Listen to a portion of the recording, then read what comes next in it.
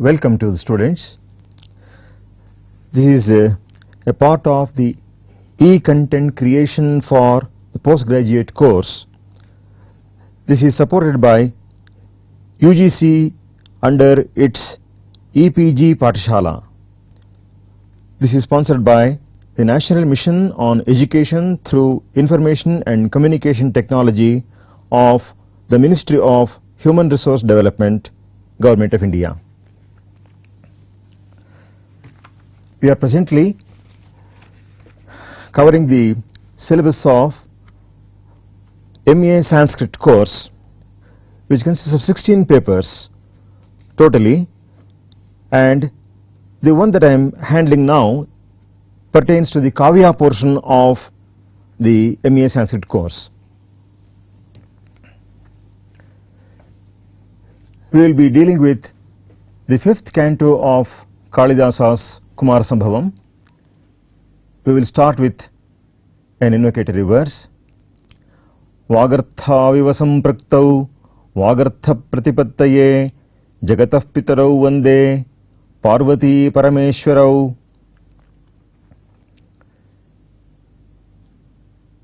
It has been said that Kalidasa is one of the brightest stars in the galaxy of Sanskrit poets and dramatists.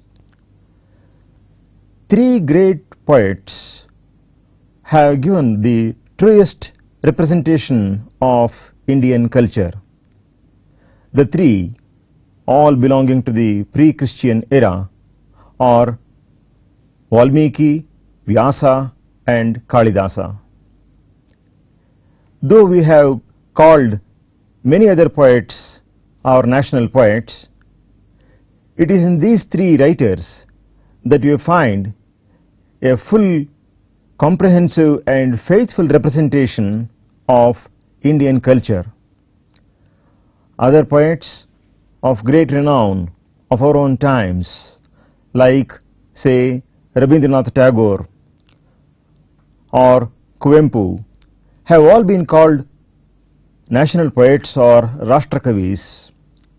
But we can see that their poetry and their writings in general have certain limitations. In Tagore, you can find a wonderful representation of the geography or the culture of Calcutta and surrounding regions. In the writings of Kuvempu, the regions of Malnad in Karnataka have been most beautifully depicted. But in neither of them can you find a pan-Indian approach where we see the representation of Indian culture in its myriad aspects throughout the length and breadth of the country. And this was done in an age when there was no transport as we have today. These are the days of superfast trains and aeroplanes, and in days when there were no such facilities, the three poets have been able to give a faithful picture of even the vast geography of the country, noting the cultural practices of the various corners of the country too. In Kalidasa, we have a wonderful description of the geography of India, which shows his intimate knowledge of the same, where he finds occasions in his works like Meghaduta and Raghuvamsha to describe the various parts of India and the various practices that people have had. Thus, we are also paying homage to a great national integrator while we study his works. Nothing precise is known regarding the date or life or place of Kalidasa. Many regions of the country have tried to claim that Kalidasa belongs to them. Kalidasa has described Ujjain in glowing terms, and therefore the people of Ujjain would say that Kalidasa belongs to them. Kalidasa has described the Kesara, the Kunkuma Kesara of Kashmir, and therefore Kashmir people say that Kalidasa belongs to them. Practices in Bengal make some people make them claim that Kalidasa belonged to their region. So every region vies with each other vies with the other to say that Kalidasa belongs to them. In a sense, Kalidasa is a pan-Indian poet. Kalidasa has written 7 works, of which 3 are plays. The 3 plays of Kalidasa are Malavikagnimitram, Vikramorushiyam, and his magnum opus Abhignana Shakuntalam. He has also written 2 Mahakavyas, namely Kumarasambhavam and Raghuvamsham. He has also written 2 Khandakavyas, namely Meghaduta and Ritusamhara. When we compare him to some of the poets of the West, we can find that Shakespeare is renowned for writing dramas. To his credit, there are 37 plays, and he has no doubt created a wondrous variety of characters and given a lifelike portrayal of those characters. But Shakespeare is not famous for writing epic poetry. The credit for writing epic poetry goes to Milton, who has not penned dramas. Similarly, Keats or Wordsworth are reputed for writing lyrics, but they are not renowned for writing plays. And it is only in Kalidasa that you can find a blend of all these literary forms, in which each he excels remarkably. Thus we find that Kalidasa is a great genius who was a master in the varied literary forms. As to his date, we know very little. The traditional ascription is to the 1st century BC. He is said to have reigned in the court of King Vikramaditya. There is the famous 9 gems theory, according to which in the court of Vikramaditya there were 9 gems. Dhanvantari Kshapanaka Marasimha Shanku Vetala Bhatta Ghatakarpara Kalidasaha Khyato Varaha Mihiro Nripate Sabhayam Ratnani Vai Vararuchir Nava Vikramasya. There have been various theories regarding the date of Kalidasa.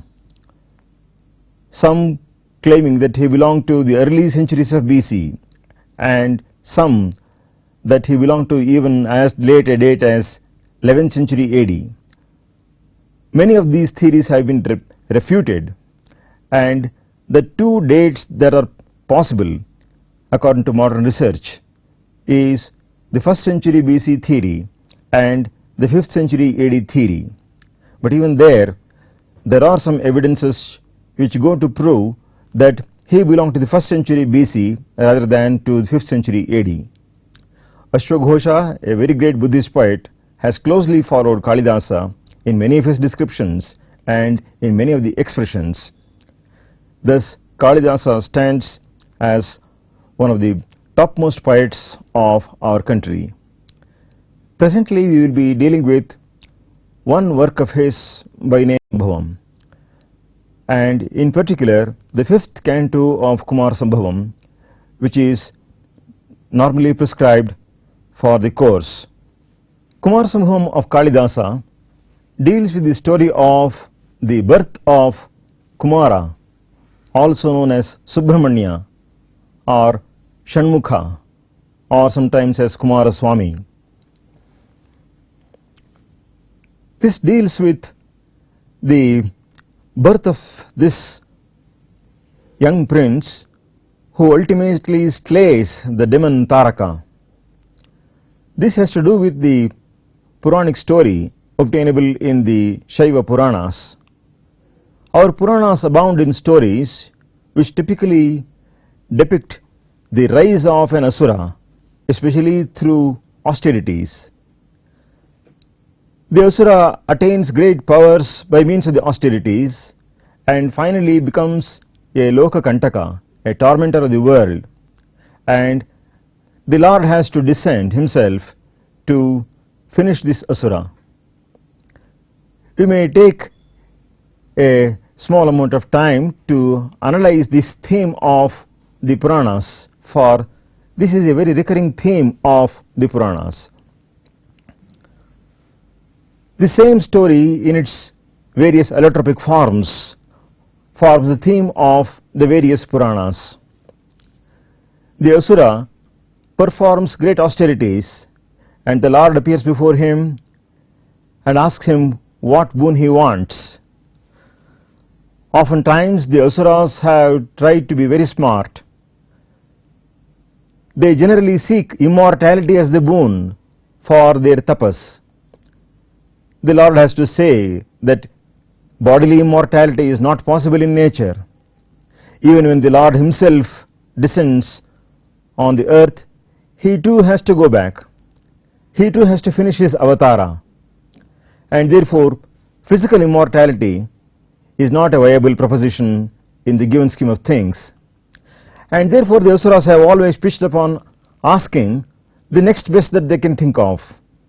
So, they say that they must not die this way or that way. For example, there was this demon who said he should not die inside a house or outside a house, during day or during night. And of course, the solution for the problem lies within the very statement of the Asura, and the Lord descends at a time and at a place where it is neither inside the house nor outside the house, neither when it is daytime nor when it is night time. And therefore, you all know the story of that great Asura who was killed by Lord Narasimha, so who appeared all of a sudden at the vestibule of the building, and at a time when it was neither morning nor night, namely the evening twilight. Another Asura obtained a special boon by which he could threaten even the very divinity that granted the boon. Bhasmasura tried to obtain a boon, as a consequence of which he would be able to destroy anyone by merely placing his hand on that opponent. And he tried this with Lord Shiva himself. And even Lord Shiva, true to the scheme of things, he runs away from Bhasmasura, and it is as though he has to send a request to Lord Vishnu, who comes in the form of a charming woman, because the Lord knows where the weakness of the Asura lies, and therefore he comes and casts a spell on this Asura, attracting him by his, or rather her, extraordinary charming person, and Bhasmasura is totally distracted. And while teaching Bhasmasura the art of dance, Mohini places her own hand on her own head, which Bhasmasura faithfully does and reduces himself to ashes. There are several similar stories, and the multiplication of stories on this very theme is to show that the mind deceives us in varied ways, and therefore the message of this all is that it's not good to acquire power. It's not enough to acquire power. You must also know how to make use of that power, especially for the good of one's own self and for the good of others in society. This is a lesson that the Asuras never learn. It in fact needs a sattva guna for this concern to arise prominently in their mind, and this is what is missing in the case of the Asuras, and therefore they prove to be loka kantakas, thorn on the flesh of the universe, and they ultimately need to be destroyed. In Kalidasa's Kumar Sambhavam, there is one demon by name Taraka, who is similarly a powerful Asura, and he has obtained a special boon, namely that he would not be destroyed except by a 7-day-old child. Now, who is it that can give birth to such a child that can destroy this powerful demon? It's only Shiva and Parvati that can do that.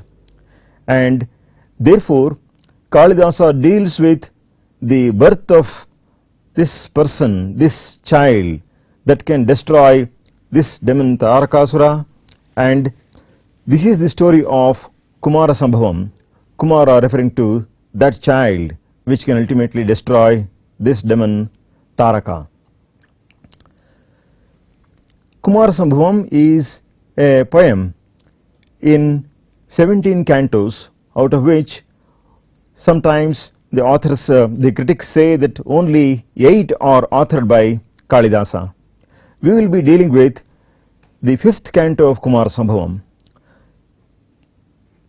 The outline of the Kumara Sambhavam story is this: Taraka becomes very powerful and is torturing even the gods themselves. The gods make a prayer to the Lord, and it is assured that Lord Shiva's son would be the one who can destroy this demon, and for this Shiva first of all has to get married.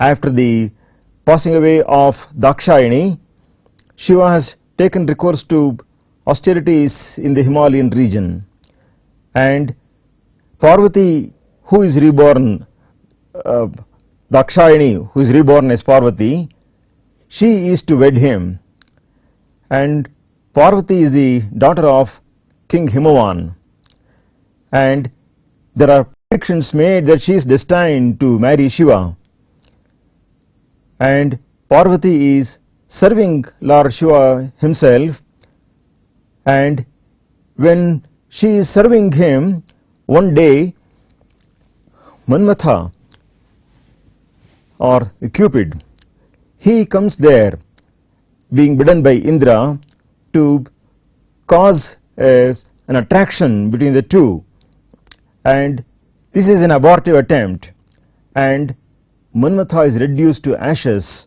when he tries to disturb the austerity of Shiva. The beautiful verse of Kalidasa says there, Krodham Prabho Samhara Samhareti Yavad Girahkhe Marutam Charanti Tavatsa Vanhir Bhavanetra Janma Bhasmavashesham Madanam Chakara. The gods assembled in the sky were only making a plea to Lord Shiva to withhold his anger, but by the time those words could reach Shiva, he had already reduced Manmatha to ashes.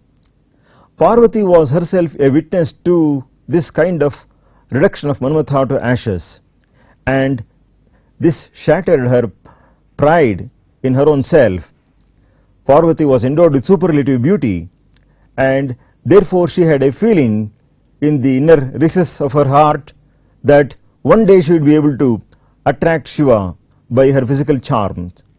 Now, even with the support given by Manmatha, this was not possible. Seeing this, Parvati became extremely disappointed, and the opening verse of his Kumara Sambhavam refers to this very theme of Parvati getting disappointed, and the first verse runs like this: Tatha samaksham dahata manobhavam pinakina bhagna manoratha sati nininda rupam hridayena Parvati priyeshu saubhagya phala hi charuta. I'll write this verse down and explain.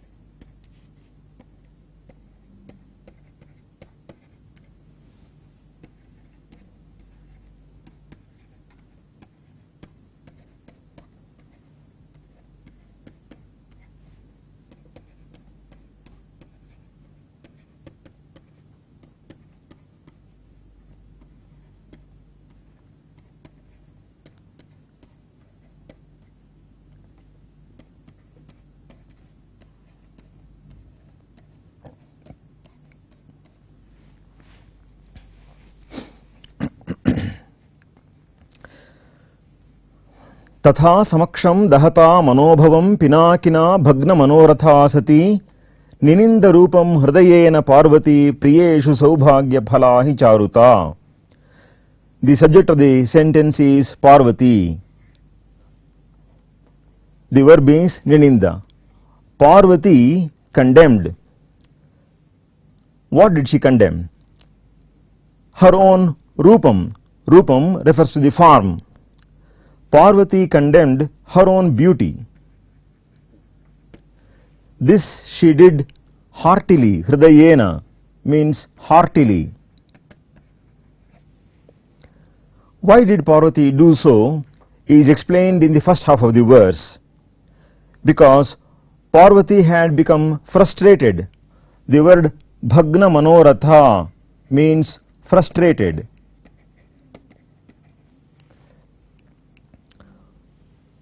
Parvati was frustrated.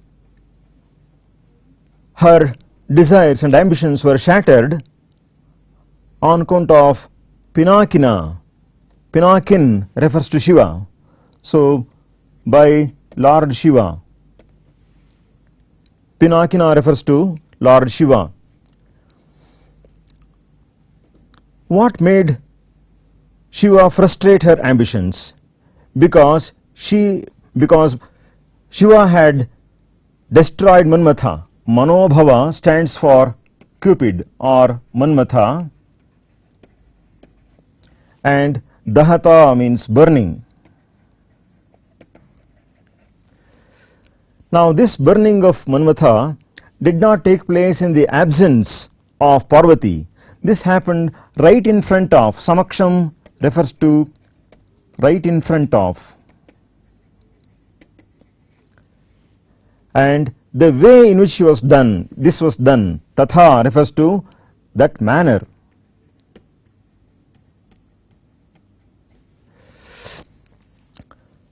Now Parvati was thus disappointed and condemned her beauty, and Kalidasa gives a universal statement in the last quarter of the verse which says Charuta or charm, which has as its fruit, phala is fruit. Saubhagya means being fortunate.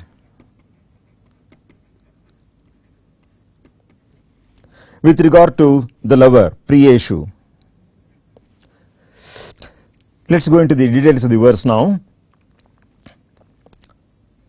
Parvati, the word Parvati has its derivation like this: Parvatasya apatyam stri.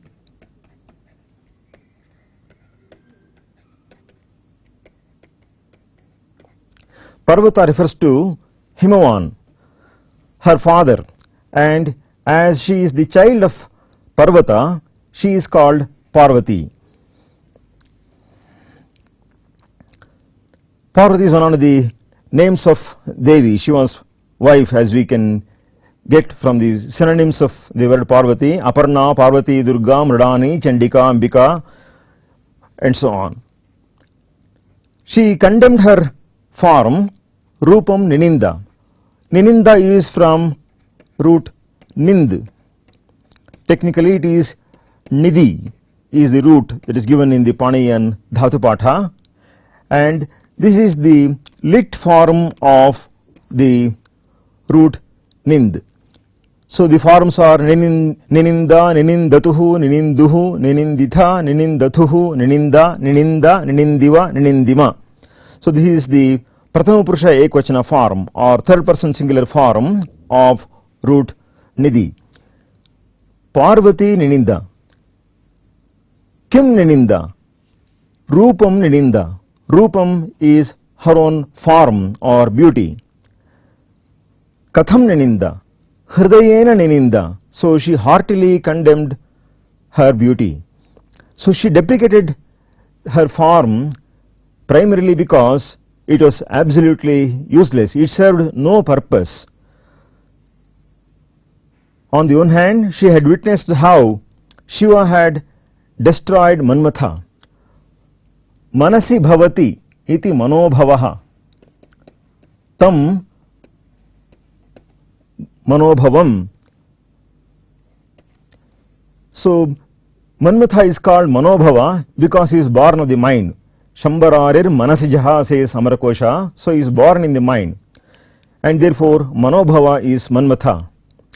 And Manmatha was reduced to ashes. Dahati. So Dahata is the present participle or the Vartamana Kridanta of root Dah. Daha Bhasmikarane is the meaning given in the Dhatu Patha. Bhasmikarana is reduced into ashes. And therefore Manmatha was reduced to ashes by Lord Shiva. Shiva himself is called Pinakina, referred to here as Pinakina. The word Pinaka refers to the bow of Shiva. Pinako Jagavam Dhanuhu says Amarakosha. And therefore the person who wields this bow is called Pinakin. And Samaksham refers to the activity that took place right in front of the eyes of Parvati. Akshnoho Samipam, Samaksham is an Avibhava Samasa. So right in front of the eyes of Parvati, this event happened. Had this happened in the absence of Parvati, then probably the effect would not have been as effective. So Parvati had in her heart of hearts a feeling that one day Shiva would be charmed by her extraordinary beauty, and that was not to be the case. As was pointed out earlier, even with the assistance provided by Manmatha, there was absolutely no effect of the beauty of Parvati upon Lord Shiva. Lord Shiva is known as the greatest of yogins, and therefore he would not be swayed by such things as the physical beauty and so on. On the other hand, it is only through the purity of heart that the heart of the Lord can be attracted, and therefore utterly frustrated by this kind of destruction of Manmatha right in front of her eyes, Parvati became utterly disappointed and deprecated her extraordinary charm. Hridayena Parvati Rupam Nininda. And on this occasion Kalidasa makes one general statement.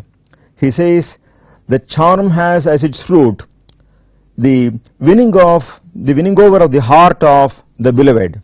Saubhagya is the winning over of the heart. Malinatha in his commentary on this verse says Saubhagyam Priya Vallabhyam. So that is the definition of the word Saubhagya. So being the beloved of the lover, Priya Vallabhyam is the definition given for Saubhagya. And if this does not happen, Charita is utterly useless, and therefore Parvati condemns her own charm, her own physical beauty, saying that it has not served any of its purpose. So in this verse, Kalidasa has shown how things such as beauty have to have their own purpose, and ultimately if they fail in their purpose, it is of no use. In the next verse, Kalidasa shows what Parvati decided to do in the absence of the bearing of the fruit of this charm of hers. The next verse runs like this: Iyesha sa kartum avandhya rupatam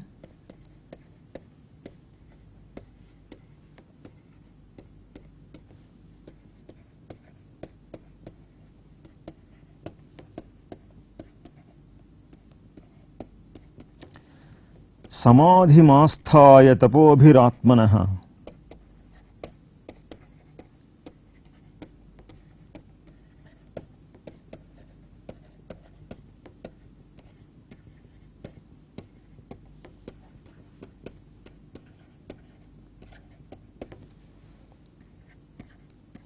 Avapyate va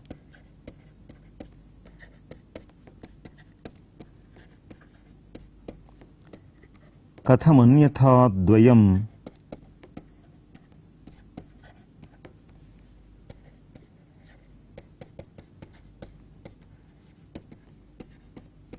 tatha vidham prema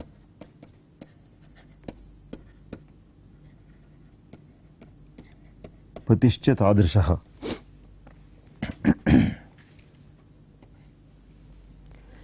Yesha sa kartum avandhyarupatam samadhimasthaya tapobhiratmanah avapyate va katham anyatha dvayam tatha vidham prema patischa tadrishah. In this verse, Kalidasa says that Parvati did not keep quiet after the frustration that she met with upon the destruction of Manmatha, nor did she develop negative thoughts regarding the same. On the other hand, she decided to make her beauty fruitful, and for this she took recourse to a great means. And in this context, Kalidasa makes a general remark: how else can one think of attaining such a great love and such a great husband? This is the gist of the verse. The subject of this verse is Sa. Sa refers to Parvati. Kartum iyesha. She desired. Iyesha means she desired. Kartum, in order to do, to achieve. What is it that Parvati desired to achieve? She wanted to make her form not fruitless. Vandhya in Sanskrit is something that bears no fruit. Avandhya means fruitful.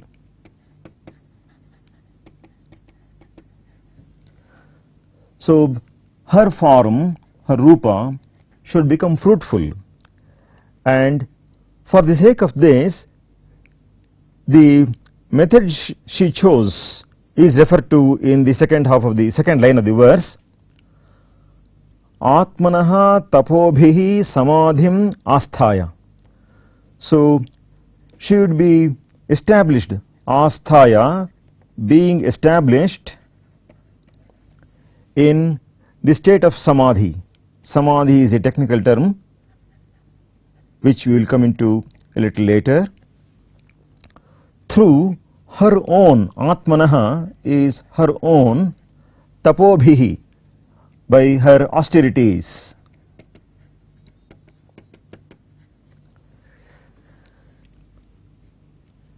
Otherwise, Kalidasa says, anyatha is otherwise. Katham avapyate.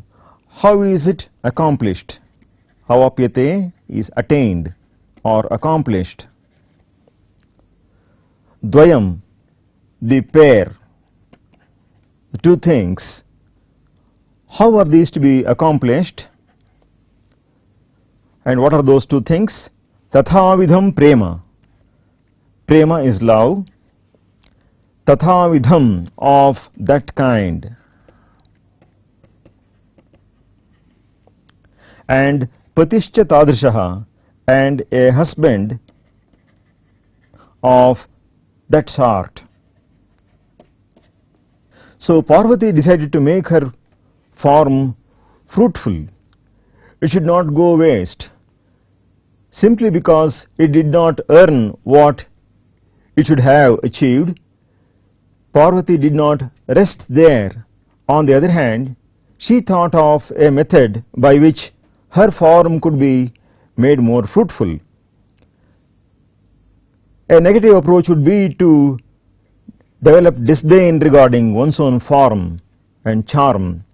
And on the other hand, while Parvati on the one hand condemned her own beauty, the deprecation did not stop there. She adopted a constructive approach and she thought of ways of making it fruitful. It should not be Vandhya. On the other hand, it should be Avandhya. Vandhya is what is fruitless, what cannot bear fruit is Vandhya. And Avandhya is something that will serve its purpose. Rupa is her form, and the condition of her form not going waste is Avandhya Rupata. Now this is what she sought to achieve, kartum iyesha.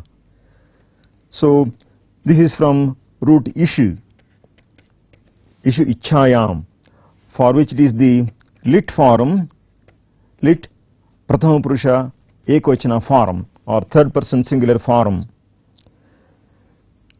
Sa iyesha, Parvati desired to make her form serve its purpose, and for this the only method that was possible was her own austerities, atmanaha tapobhihi. This is not a case where one can employ a person to do some proxy service. On the other hand, she has to do it on her own. Her own efforts have to make way for making her form fruitful, and therefore atmanaha tapobhihi. We often translate the word tapas through the word penance. This is not a very correct translation, because the word penance has its other signification. The word penance, if you go to its root, is connected with penitence, where it is a sort of a prayaschitta, and there is no sin committed for which some penitence is required, and therefore tapas is not best translated as penance.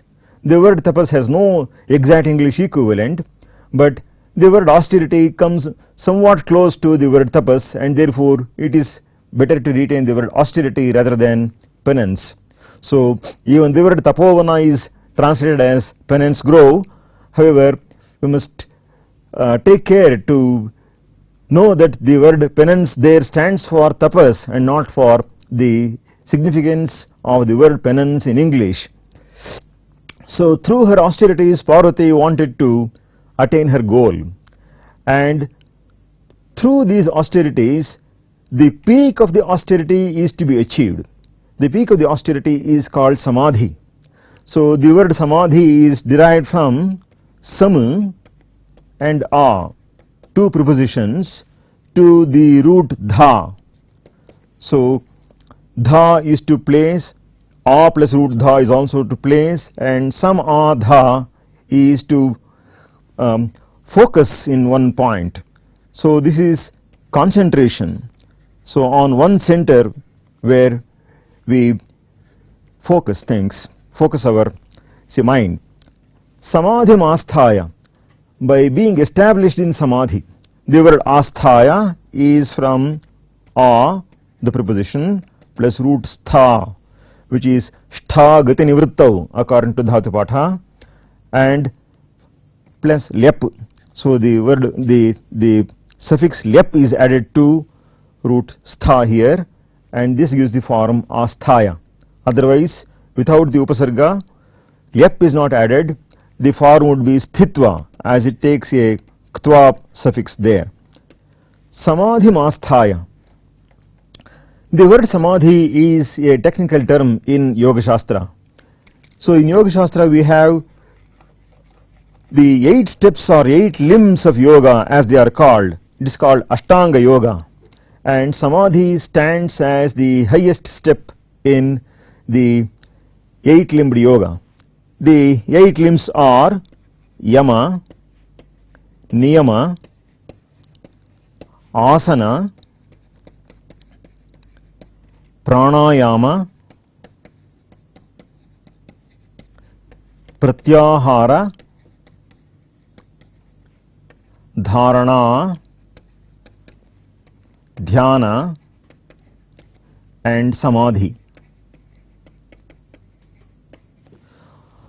All these have been defined and explained in Patanjali's Yoga Sutras and in the commentaries thereon. So such as the reputed Vyasabhashya and Vachaspati's commentary on this and so on. So of these, yama and niyama refer to the basic minimum lifestyle and culture of a person who would aspire to be a yogin. Asana refers to the way one sits in order to develop concentration of mind, and pranayama refers to the control over the breath that one must have in order to attain the higher states of consciousness. Pratyahara, dharana, and dhyana refer to the focusing of the mind. Pratyahara refers to the withdrawal of the senses from their objects. Dharana is making them stay that way, making the mind stay in the state of pratyahara. And then dhyana is what is referred to as tailadharavad avichinna smriti santana rupa. So it's like a flow of oil, so it's utterly continuous with absolutely no discontinuities. And samadhi is the highest state of concentration on one's own self or on the Supreme Lord, in the innermost recess of one's own heart. So this is the scheme of the yoga with its 8 limbs. These 8 are called together constitute what is known as Ashtanga Yoga. So attaining to that state of samadhi or supreme concentration, samadhim asthaya, which is possible only through tapas or austerities. So tapaha is sometimes referred to as dvandva sahanam. So it is bearing the dualities of heat and cold and so on. So attaining equanimity. Therefore, through tapas, Parvati attains to a state, a physical condition as well as mental condition, which leads to this state of samadhi. And it is through this state that her goal could be achieved. Her goal was to attain Shiva, and she knew that Shiva is the Supreme Lord, and therefore the attainment of the same is possible only through this state of samadhi. And it is upon attaining him that her form becomes worthy of her, a worthy one. And therefore Parvati resorted to this tapas. Kalidasa says, avapyate va kathamanyatha dvayam tatha vidham prema patischa tadrishaha. So dvayam refers to pair, the two taken together. There is no other manner. So anyatha katham avapyate. Avapyate is a rhetorical question. So with its ready answer, that sarvatha na avapyate, answer being very evident. This is called a rhetorical question in English. Avapyate va katham anyatha dvayam. The word avapyate is from root av, which has 2 upasargas, ava and api. I'm sorry, it has the prefix ava, and apyate is the passive form of root ap, the active form being apnoti. The passive form is apyate, and with the upasarga ava, the form is avapyate.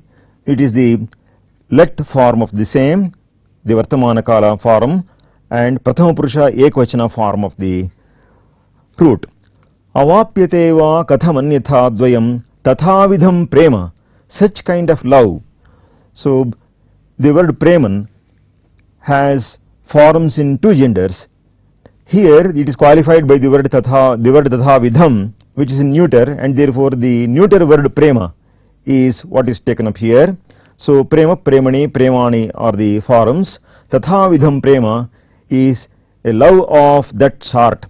The word tatha vidham itself is to be analyzed as tatha vidha yasya tat. Tatha vidham prema, a love of that sort. Neither this can be achieved without the performance of those austerities, nor can a husband of that type patischa tadrishaha. As you can see in the other cantos of Kumar Sambhavam, Parvati has been referred to as premna sharirardha haram harasya. So such was the love that she verily seized half the body of Shiva himself. Premna sharirardha haram shivasya. So that was the kind of love that the two developed. And Tadrishaha Patihi refers to the various qualities of Shiva as have been detailed in the future verses in Kumar Sambhavam 5th canto itself and elsewhere. So it is an extraordinary love and an extraordinary husband that have been portrayed here, and therefore in order to attain the same, no means less than tapas can be possible. There is a saying of Manu in his Manusmriti glorifying the potency of tapas. Yad dushkaram, yad durapam, yad durgam, yach dustaram, tat sarvam tapasa sadhyam tapohi duratikramam. He says, whatever is difficult to accomplish by any other means can be accomplished through tapas, and therefore tapas is something unsurpassable, and therefore this is the most unsurpassable means to attain the supreme goal that can be possible in one's life, and therefore Parvati took shelter under this method, this austerity, to attain Lord Shiva.